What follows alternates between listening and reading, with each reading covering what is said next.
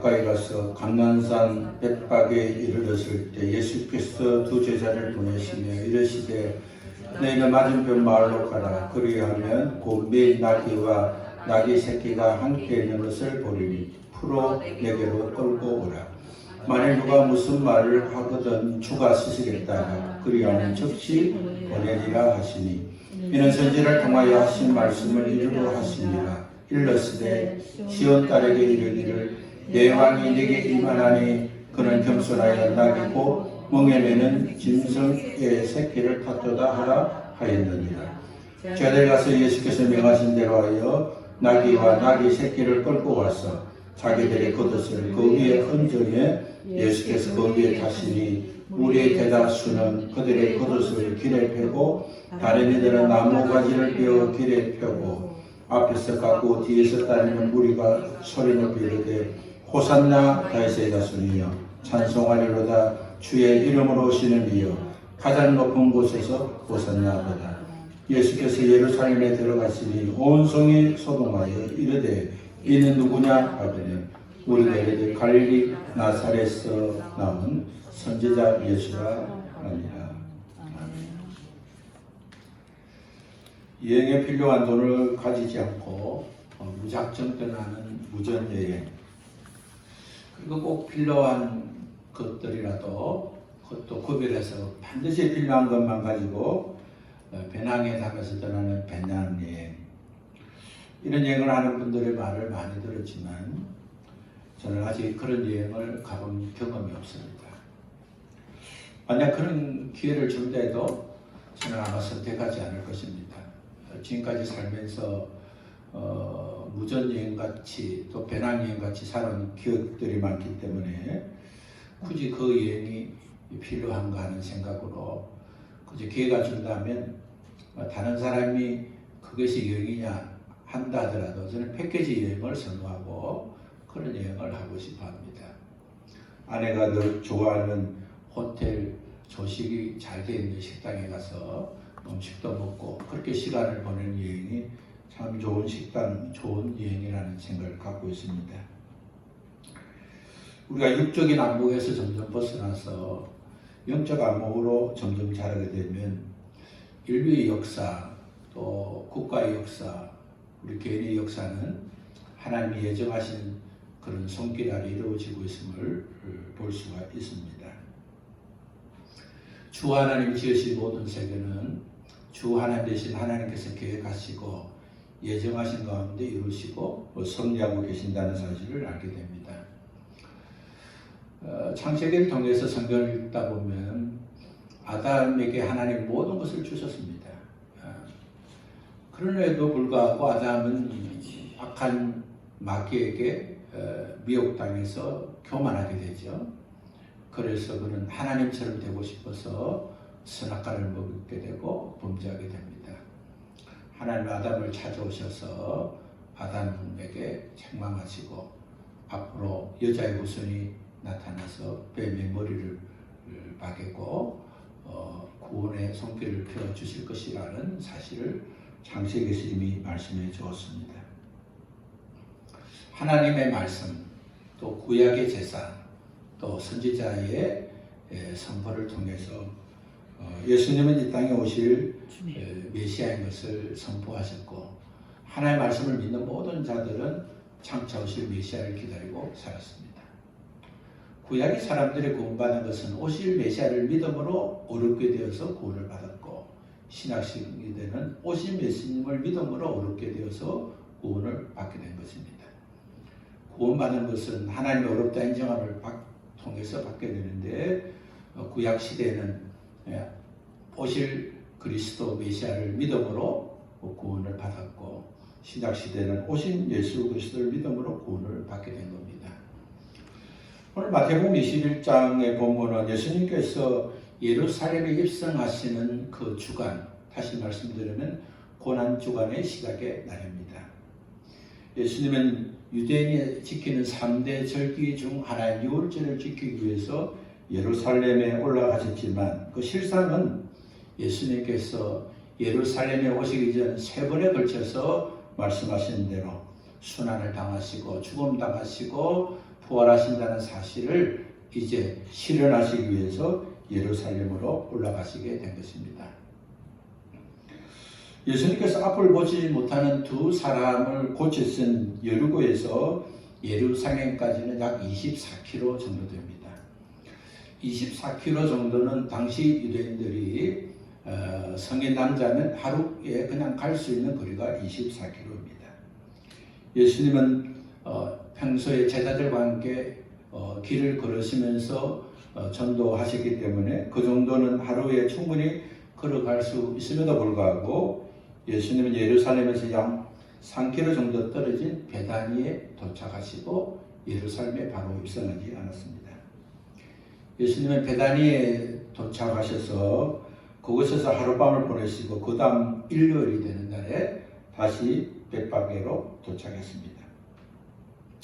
주님은 생애 마지막 순간 예루살렘에 가까이 가심으로 해서 이제 마지막 한 주간에 더 많은 사람들에게 더 효율적으로 더 좋은 방식으로 예수님의 메시아 되심을 전파하기에 온 마음을 다 쏟았습니다. 예수님께서는 예루살렘으로 가는 길에 기 전까지는 자신이 메시아라는 사실을 밝혀지기를 원하지 않았습니다. 오히려 고침받은 자들이 그리스도라고 증거하기를 주님이 만류시켰습니다. 내가 고친 것을 다른 사람에게 말하지 말라고 하시면서 우리 주님의 메시아 되심을 말씀하지 않았었지만 이제 마지막 메시아의 사명을 완성하는 한 주간을 앞두고는 우리 주님이 고난의 십자가를 향한 길을 걸으면서 더 효율적으로 더 빨리 주님이 메시아라는 사실을 증거하기에 힘을 썼습니다. 본문을 보면 예수님께서 두 명의 제자를 벳바게로 먼저 보내서 나귀를 풀어오라고 말씀하고 있습니다. 이 성경의 두 명의 사람, 두 제자는 누구인가? 사람들에게 관심을 가지고 많은 생각을 합니다. 대부분의 학자들은 그 두 명의 제자는 베드로와 요한일 것이다. 왜냐하면 누가복음 22장 8절에 보면 예수님께서 예루살렘에 입성해서 유월절 음식을 준비하고자 했을 때 예수님 베드로와 요한을 보내서 유월절 음식을 준비하라고 하셨기 때문에 예수님의 모든 준비 과정 꼭 필요한 것들은 베드로와 요한을 통해서 그렇게 하셨다는 사실을 통해서 아마 두 명의 제자는 베드로와 요한일 것이다. 그렇게 생각을 합니다. 그러나 어떤 사람은 이 두 명의 사람은 베드로와 요한이 아니라 아마 야고보와 요한일 거다. 또 어떤 사람은 여리고에서 두 눈을 밝히게 된 그 두 사람이 제자가 되어서 그 사람이 주님으로부터 사명받고 일을 했을 것이라는 생각을 합니다. 그러나 중요한 것은 예수님께서 왜 두 명의 제자를 보내서 나귀를 풀어 가지고 오게 하느냐는 것에 대해서 우리가 관심을 가져야 됩니다. 우리는 한 세 가지로 생각해 볼 수 있는데 첫 번째는 예수님께서 제자들을 보내신 것은 주님의 말씀대로 그곳에 가면 준비된 나귀가 있고 주님의 말씀대로 나귀를 가지고 오게 된다는 사실을 제자들에게 경험하게 하기 위함인 것입니다. 주님이 지금까지 내가 예루살렘에 올라가면 고난당하고 순환당하고 또 십자가에 처형되고 그리고 부활하신다고 말씀하셨지만 제자들은 믿지 못했습니다. 그 일이 결코 일어나지 않을 것이라고 생각했습니다. 그러한 시점에 예수님은 두 명의 제자를 보내서 내가 말한 것은 그대로 실현되는 일이라는 것을 보여주시기 위함이 오늘 두 명의 제자를 보내신 사건 중에 우리가 깨달아야 할 교훈이 되는 겁니다. 예수님은 준비된 그곳에 가면 준비된 나귀가 준비되어 있다는 사실을 제자들에게 경험하게 했습니다. 우리가 살면서 부모가 준비된 음식을 준비해 놓으면 차려 먹기만 하면 되죠. 먼저 준비된 것은 참 너무나 편리하고 좋습니다. 예수님은 제자들에게 주님이 준비한 것은 아무런 어려움 없이 된다는 사실을 알게 하셔서 앞으로 겪게 되는 많은 문제 가운데 주님은 다 예정하시고 준비하셨기 때문에 믿음으로 순종만 하면 된다는 사실을 알게 한 것입니다. 두 번째는 벳박에서 예루살렘까지는 한 3km 정도이기 때문에 보통의 거리에는 걸어서 입성을 하게 됩니다. 물론 하루길에도 입성하게 되지만 이제 벳박에까지 없었기 때문에 거기서는 한 3km 정도는 걸어서 가실만 되는데 굳이 왜 예수님이 나귀를 타고 가시려고 하는가? 그것은 바로 오늘 마태는 그것은 스가랴 9장 9절의 예언을 이루기 위함이라고 그런 본문의 말씀을 전가하면서 그런 소개했습니다. 스가랴 9장 9절에 있는 말씀, 시온 딸에게 이르기를 내 왕이 내게 임하나니 그는 겸손하여 나귀 곧 멍에매는 짐승의 새끼를 타도다 하라 하였느니라 하는 말씀을 제자들이 기억하기 위해서 주님이 걸으셨다고 마태는 진술하고 있습니다. 스가랴 9장 9절의 말씀은 나귀를 타는 것은 단순히 교통수단으로 타는 게 아니라 우리 하나님께서 이미 예정하시고 말씀하신 대로 메시아가 다시 예루살렘에 입성하게 될 때 타게 되는 것을 깨닫게 하기 위함인 것을 알 수가 있습니다.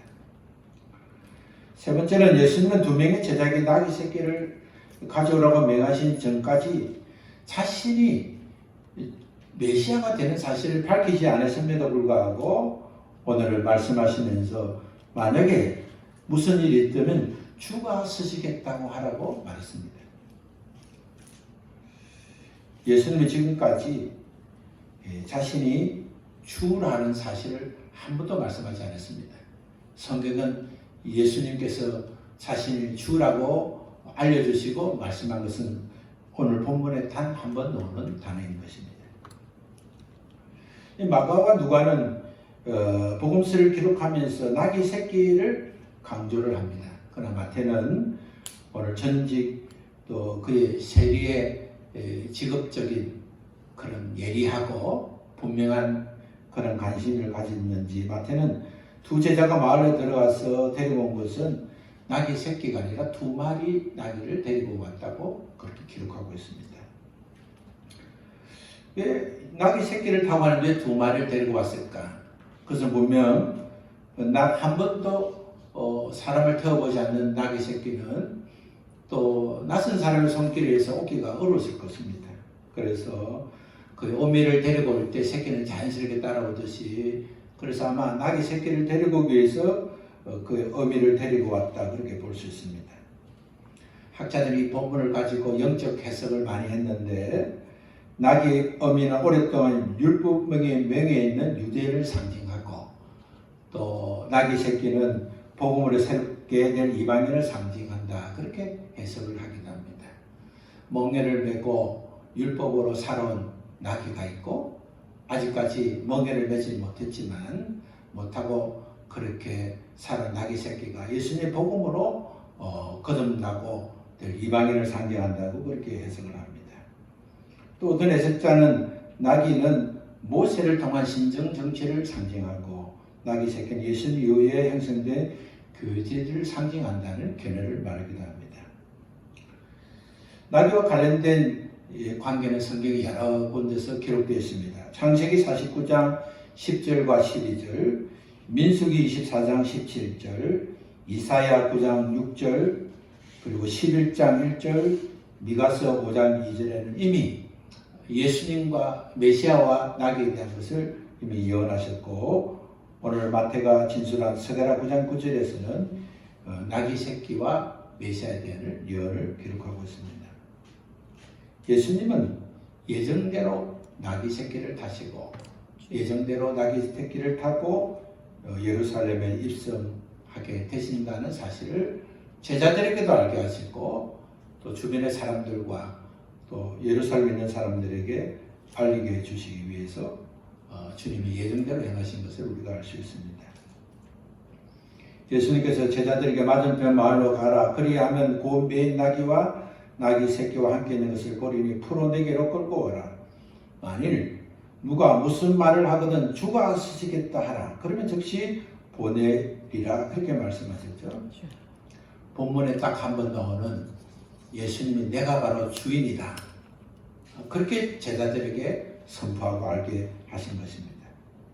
예수님은 순환 한 주간을 앞두고 자신이 인류의 주가 되시고 만왕의 왕이 되시기 때문에 모든 만물이 다른 곳에 매인 낙이라 할지라도 우리 주님이 서시겠다 하면 순종하게 된다는 것을 제자들에게 알게 하시고 어떤 일이든지 순종하면 하나님의 역사가 일어나는 것을 깨닫게 주셨습니다. 에베소서 1장 4절과 5절의 말씀을 보면 우리가 구원받아 하나님의 자녀가 된 것도 창세전에 하나님께서 우리를 구원하시려고 예정하시기 때문이라고 말씀하고 있습니다. 하나님은 창세전에 구원받을 자를 예비하셨습니다. 예수 믿고 구원받은 것은 행위로 구원받은 것이 아니라 은혜로 구원받았다는 사실은 이미 하나님께서 구원받을 자를 예정하시고 구원받을 시기에 택하시고 고르셔서 구원하셨기 때문에 그것은 내가 노력하고 수고해서 받은 것이 아니라 하나님의 은혜로 내가 구원받았다고 고백할 수 있게 되는 겁니다. 그러나 구원은 하나님께서 예정하신 은혜로 구원받았지만 조건이 예수 믿는 자가 구원을 받는 것입니다. 아멘. 오늘 예수 믿는 것은 무엇입니까? 메시아 되시는 주님을 주인으로 모시는 겁니다. 주인이 서시겠다면 내어놓는 자가 구원을 받는 것입니다. 그렇기 때문에 우리는 내가 구원받기 위해서 열심히 성경 공부한다고 구원받는 것 아닙니다. 구원받기 위해서 헌신한다고 구원받는 것 아닙니다. 구원받기 위해서는 예수님을 나의 주인으로 모셔야만 구원을 받습니다. 우리는 구원받기 위해서 어떤 행위를 하는 것은 구원을 받은 자가 행위를 하는 것이지 구원받기 위해서 행위하는 것은 잘못된 것입니다. 하나님이 예정한 가운데 우리에게 구원을 허락하시기 때문에 우리가 구원을 받았습니다. 우리가 그 구원을 받은 자는 반드시 내가 정말 예수님을 주님으로 고백하고 있는가? 내 삶 중에 그 어떤 것보다 예수님이 가장 중요하게 생각하고 있는가? 내가 가지고 있는 소유가 정말 주님 것이라고 내가 고백하고 주님이 요구할 때 내놓을 수 있는가? 그렇지 않은 자는 자신은 구원받았다고 말할 수 있지 몰라도 실제는 구원받은 것이 아닌 것입니다. 그렇기 때문에 우리가 구원받기 위해서 또 구원이 어신된다면 우리는 먼저 회개하고 주님, 내가 예수님 믿는 것처럼 살았지만 실상은 예수 믿지 않았기 때문에 나는 구원받아도 생각했지만 실상은 구원받지 않았다는 사실을 알게 해 주옵소서. 수많은 사람이 예수 믿었지만 그러나 모든 사람들이 구원받는 것 아닙니다. 교회에서 신앙생활 하는 사람 중에 50% 이상은 구원받지 못한 사람인 것입니다. 그냥 교회 와서 예배 드리고 찬송하고 헌금 드리고 주일을 봉사한다고 구원받는 거 아닙니다. 구원은 예수님을 나의 주님으로 모실 때 구원을 받는 겁니다. 한번 주님을 구원받고 주님을 모시면 저절로 구원이 이루어지는 것이 아니라 정말 믿었다면 그것은 일평생 동안 예수님을 그리스도로 모시지만 거짓으로 또한 기독교의 훈련으로 제자 훈련으로 또한 교리 공부로 그렇게 공부해서 예수님을 그리스도로 고백한 자는 오늘 생기면 배교합니다. 정말 예수님이 자기의 주인이 아니기 때문에 정말 종은 주인을 배반하지 않습니다. 과거의 종들은 주인을 배반하지 않고 영원히 주인을 모시고 살겠다고 그리의 귀에 구멍을 뚫고 귀걸이를 만들었죠. 스스로 나는 이제 계속해서 이 주인을 모시고 살겠습니다 할 때 귀걸이를 거는 겁니다. 그래서 주인을 도망가지 않고 주인으로 모시고 사는 것이죠. 신물 같은 예수님의 두 제자들이 돌아와서 그 나귀 새끼의 겉옷을 나귀 새끼 위에 얹었습니다. 그리고 예수님을 모셨습니다. 그래서 예수님 앞에는 많은 사람들이 예수님의 가는 길을 마치 융단을 깔듯이 예수님의 가시는 길에 그들의 옷을 벗어서 겉옷을 깔았습니다. 가난한 자가 할 수 있는 주님 앞에 최선의 고백이 자기 옷을 벗어서 까는 겁니다. 그 옷들은 잘 때는 이불이 되기도 하고 또 외출할 때는 옷이 되기도 하고 정말 옷 한 벌로 살아가듯이 하는 그 겉옷, 그 옷을 나귀가 밟도록 주님의 가시는 일에 그들의 겉옷을 벗어서 깔았습니다. 그리고 나무를 벨 수 있는 사람은 나무를 베어서 종려나무를 베어서 예수님의 가시는 길을 깔았습니다. 그분이 바로 메시아라는 사실을 아는 자들, 그분이 바로 우리를 구원해 주실 분을 아는 자들은 그들은 겉옷을 펴고 어떤 사람 나무를 펴서 길을 까면서 예수님이 예루살렘에 가는 그 길을 환영하고 주님을 모시게 된 겁니다. 예수님께서 베다니에서 잠시 머물고 계실 때에 그 시간 동안 예루살렘에 있는 사람들, 또 나귀 새끼를 데리고 온 두 제자를 시작해서 마치 예루살렘에서 유대와 사마리아 끝까지 복음을 전가를 하셨던 것은 그처럼 전파적으로 2명의 제자에게 알려주시고, 2명의 제자는 12명의 제자들에게, 12명의 제자들은 예수님과 함께 올라왔던 무리들에게, 그 무리들 바로 예루살렘에게 한 3km 지경이 떨어지기 때문에 예수님이 바로 메시아라는 사실을 파격적으로 멀리 전가하게 된 것입니다. 예수님께서 나귀 새끼를 타고 오신다는 소식을 들은 자들은 이분이 바로 스가랴 선지자가 예언한 대로 나귀 새끼를 타고 입성하시는 메시아라는 사실을 알고 그들의 행동대로 옷을 깔기도 하고 나무를 패기도 하면서 그들의 주님을 모시면서 다윗의 자손이요, 우리가 지금까지 기다렸던 그분, 바로 메시아, 가난과 억압과 시련과 정치와 환경에서 고통당하는 그들을 문제를 해결해 주실 분, 바로 그분이 바로 예수라는 사실을 알고 그들은 주님을 향하여 다윗의 자손이여 호산나라고 불렀습니다. 호산나라는 많은 뜻은 우리를 구원하소서라는 뜻인데, 메시아여 우리를 구원하소서 하고 그들은 주님의 가시는 길을 향하여, 오시는 주님을 향하여 소리 높여 외치게 된 것입니다. 주님이 전해주신 그 복음을 통해서, 주님이 행하시는 그 모습을 통해서, 주님이 예언대로 나귀 새끼를 타고 가시는 모습을 보면서 그들은 옷을 벗고 그는 나무가지를 꺾어서 주님을 환영했습니다. 그러나 그들은 예루살렘에 입성한 이후에 예수님을 끝까지 환영하지 못했습니다. 왜 그렇습니까? 그들은 받기만 하고 받을 준비가 되어 있지 않았기 때문에 그렇습니다. 첫 번째는 그들은 예수님을 정치적 메시아로 알았습니다. 두 번째는 그들은 주님께 받을 생각을 하고 받을 그릇을 준비하지 못했습니다. 오늘 우리의 입으로 예수가 그리스도십니다, 살아계신 하나님의 아들이십니다, 저는 예수님을 내 안에 그리스도로 모십니다, 그렇게 한다고 예수님이 우리 안에 오십니까?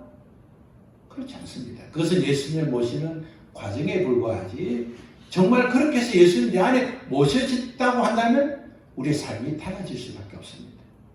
주님은 나무를 보고 그 나무를 평가하지 말고 열매를 보고 그 나무를 평가하라고 말씀했습니다. 오늘 내가 정말 일상의 삶에서, 매일의 삶에서 주를 위해서 내가 무엇이라도 내놓을 수 있는가? 주님보다 그 어떤 보다 귀하다고 생각하지 않는 건가? 주님보다 더 귀한 것 없다고 하면서 실수하고 실패할 수는 있지만, 저는 내 삶 가운데 주님은 내가 믿는 것 중에 하나, 내가 의지하는 것 중에 하나, 내가 믿을 수 있는 것 중에 하나가 아니라 주님이 가장 믿을 수 있는 가장 1순위이고 주님이 나의 가장 최선이라는 사실을 알지 못하면 우리는 구원받은 자가 될 수가 없는 겁니다. 그렇기 때문에 우리는 말로 예수를 그리스도가 말하는 자, 마음으로는 예수만 믿는 자 아니라 나에게 나타난 열매를 보면서 그렇지 않다고 한다면, 주님, 지금까지 제가 예수를 믿는다 하지만 그러나 진실로 예수를 믿지 않았습니다. 주님, 다윗의 자손이요 호산나 하고 외쳤던 무리 중에 한 사람이 되었을 수는 있을지 몰라도 그것은 진정 주님을 알지 못하는 자였다고 우리가 그 사실을 깨닫고 하나님 앞에 잘못된 일들을 기억하고 가장 먼저 내가 예수님을 나의 주인으로 모시지 못한 죄를 회개하고 진정으로 예수님을 나의 주인으로 다시 모셔서 이제 주님을 나의 가장 삶의 주인으로 최우선으로 생각하고 믿음으로 쓰임받을 때에 우리 주님이 나의 주인이 되셔서 우리의 생사복을 주관하시고 다스리시고 복을 받는 축복의 사람이 된다는 사실을 알고 입술로만 다윗의 자손이여 나의 주님이여 호산나 하지 말고 열매로 예수님을 나의 주님으로 다윗의 자손이여 만왕의 왕이시여 호산나를 고백하는 우리 모두 되시기를 예수님의 이름으로 축원합니다. 아멘. 우리 함께 일어나서 찬송